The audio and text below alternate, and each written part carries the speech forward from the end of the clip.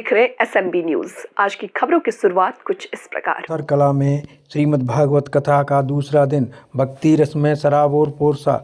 ग्राम करके के पुरा कोंथर कला में श्रीमती किरण देवी सुरेश सिंह तोमर जी के सौजन्य से आयोजित श्रीमद् भागवत कथा के दूसरे दिन श्रद्धालुओं की भारी उपस्थिति से पूरे वातावरण को भक्तिमय बना दिया। कथा पंडाल को आकर्षक पुष्प सज्जा एवं रंगीन रोशनियों से सजाया गया था। प्रातः काल कलश यात्रा और संगीत भजनों एक के साथ कथा का शुभारंभ हुआ। दूसरे दिन की कथा व्यासपीठ में पंडित श्री उपेंद्र शास्त्री जी के ने भगवान महापुराण के प्रारंभ प्रसंगों का विस्तार वर्णन करते हुए भक्त ज्ञान और वैराग्य की महिमा बताई। उन्होंने कहा कि श्रीमद्भागवत कथा केवल धार्मिक अनुष्ठान नहीं बल्कि जीवन को सही दिशा देने वाला आध्यात्म मार्ग है।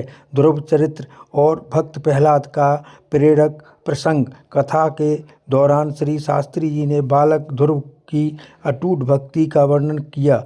उन्होंने बताया कि दृढ़ संकल्प और ईश्वर की में अटूट विश्वास से असंभव भी संभव हो जाता है।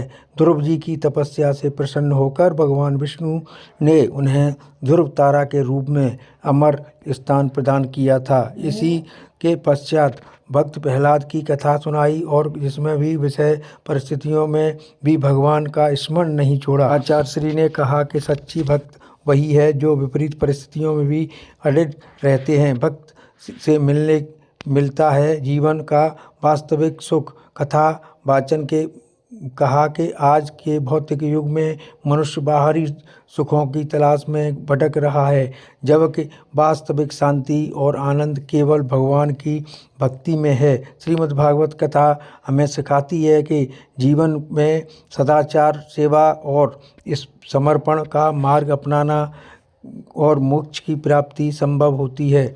और उसके बाद दूसरे दिन की कथा के समापन पर सामूहिक आरती की गई और श्रद्धालुओं को दीप जलाकर भगवान की आराधना की और प्रसाद ग्रहण किया।